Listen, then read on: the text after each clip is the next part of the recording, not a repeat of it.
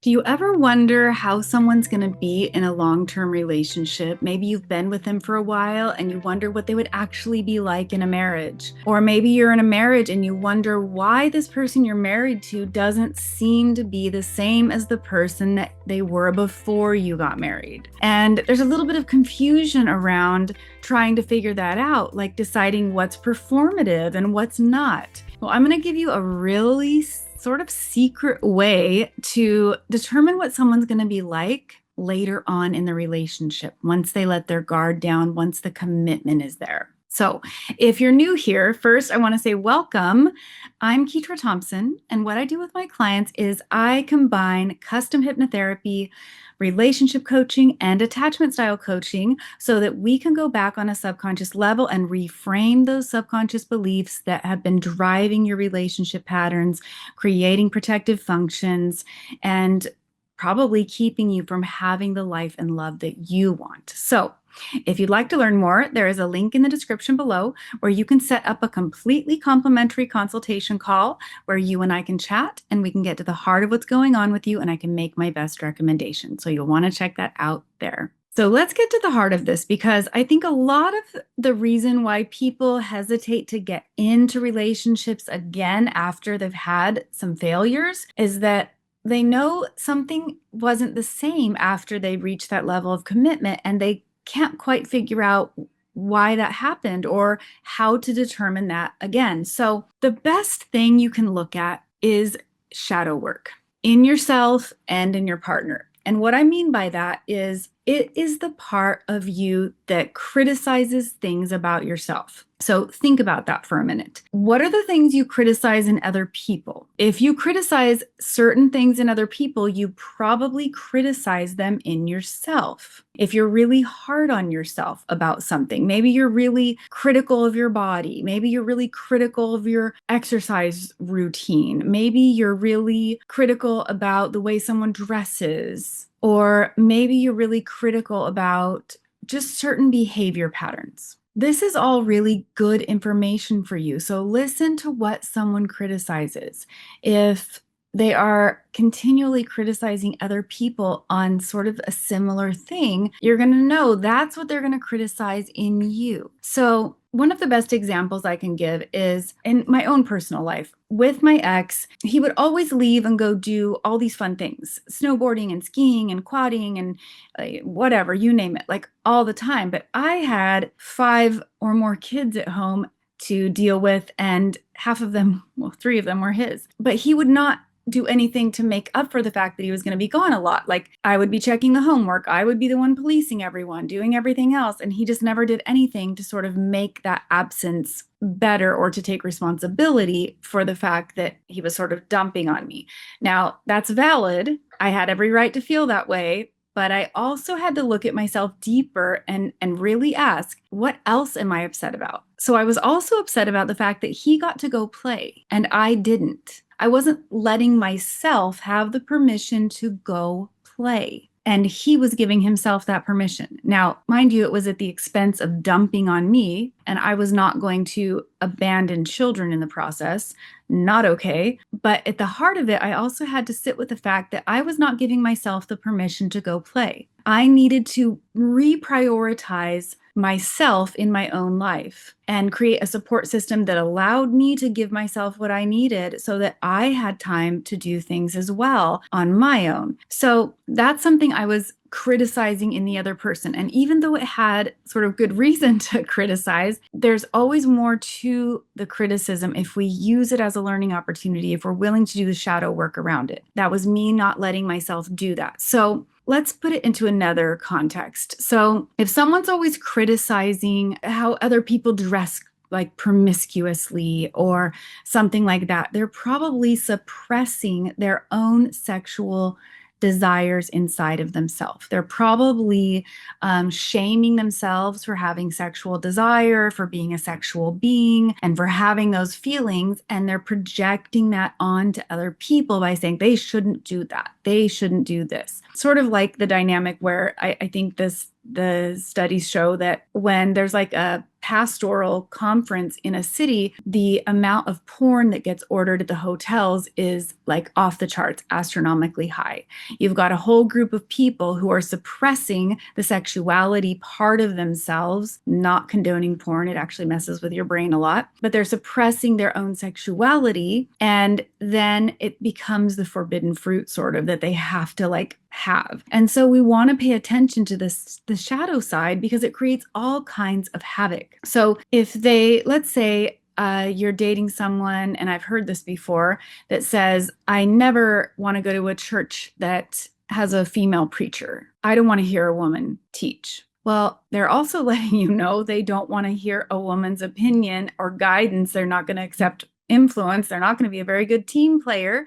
They're not going to be a very good partner. So those are indications of stuff like that. Where they're criticizing are the things they haven't dealt with inside of themselves. And so it's important that you listen to what those are. So let's just look at like food. If someone always feels guilty for having the treat, for having the dessert, if they don't let themselves just have permission to have the stuff they like, maybe not binge on all the stuff they like, but to have the permission to not beat themselves up with shame and guilt, is different than beating yourself up with shame and guilt, because that's going to come out. So if someone is really highly critical of their body, then they're going to be critical of your body. They're going to be critical of you doing things that they don't want to do. And part of this is a control issue, where someone expects their partner to be an extension of themselves. They need to think like me, they need to act like me, they need to do what I would do, or else they're wrong. That's a really bad sign. If you are with anyone who tends to think that you have to be on the same page about everything, there's a problem, because you are a unique individual. You have your own autonomy. They have their own autonomy.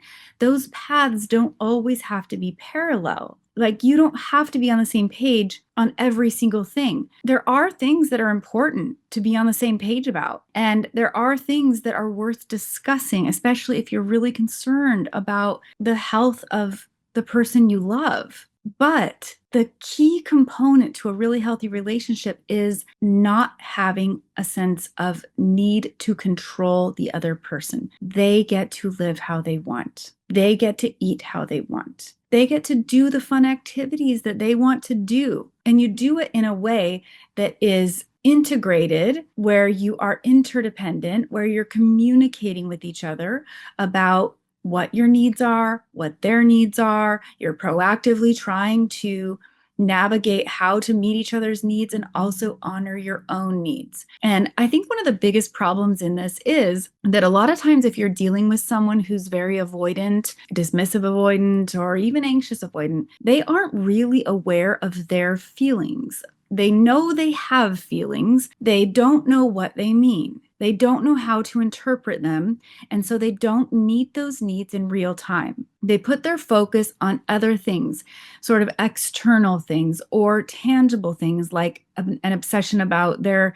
physique, their body, their weight, their diet, their whatever. It's always sort of something else to focus on, so they don't have to look deeply within themselves and interpret their feelings and meet those needs in a real way. And so when you have that, you end up with a dynamic. If one of you is really tuned in and you're just aware of your needs, you communicate them well, then one person is just always telling the truth. And they assume that the other person is too. And the other person thinks they are, but they kind of aren't. They're avoiding conflict. They're avoiding hard conversations. They're avoiding saying what they think. They're kind of growing in their own resentment. They're not meeting their own needs. They're not expressing their needs clearly, unless they come down to a demand or something. Like, they aren't seeing them in a global way. And so when you have that dynamic, then you're going to end up with one person pretty shocked that the other person wasn't being as truthful as them. And in order to avoid that, you really want to see what people are hard on themselves about and what they're hard on other people about. And that ends up just spilling out of them eventually. And you end up hearing the comments, all women do this, all men do that. And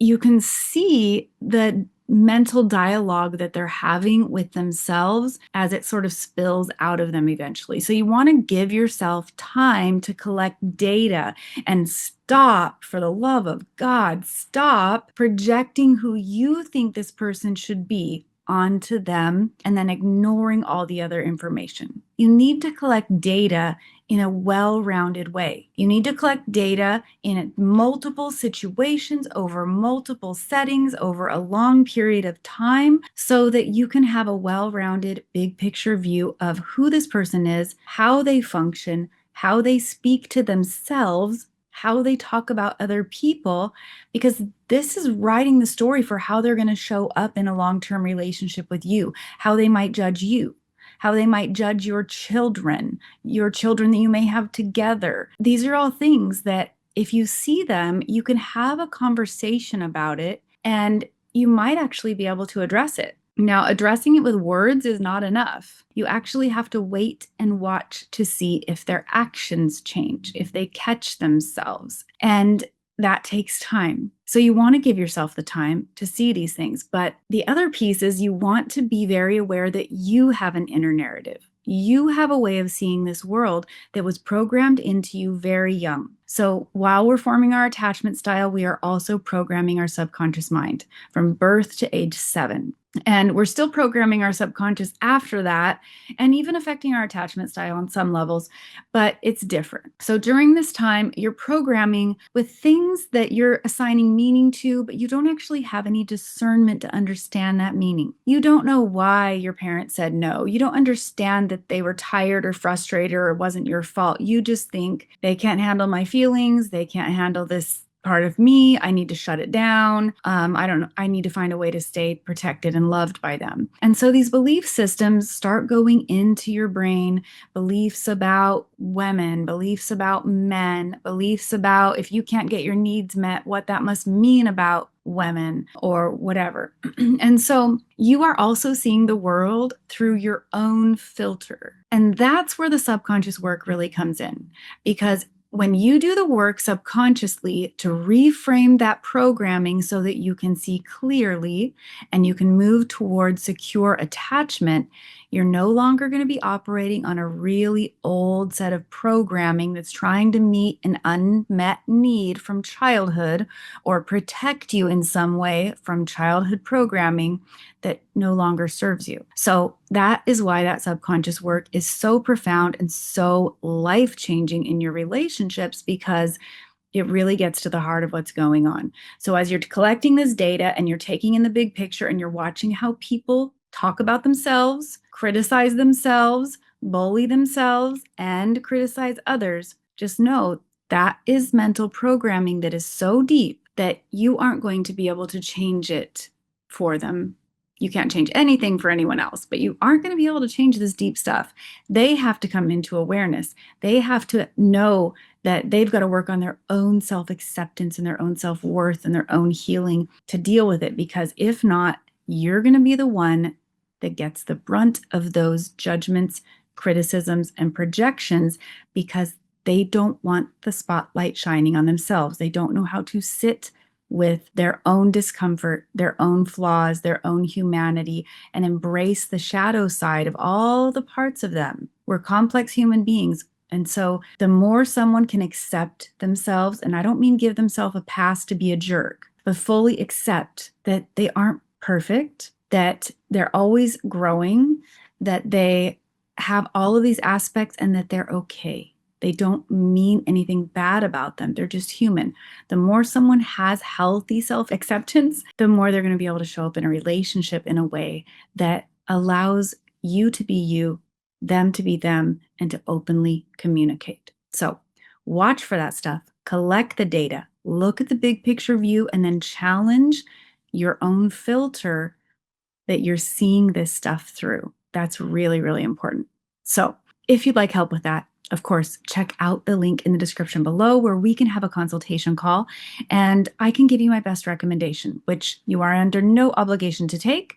You can certainly take any healing path that's best for you, but at least you'll have some clarity.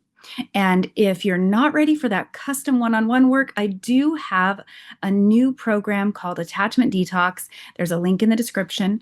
And that is for when you are really hung up on someone, when you're dealing with heartbreak, rumination, and you know it's an unhealthy attachment. This is a way for you to address that with recorded hypnosis, which is not the same as custom, but they're very specific to that topic. And it also gives you access to live group coaching.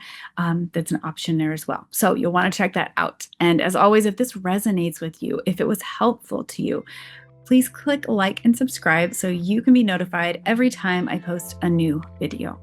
And until next time, I hope you curate a life by your own design.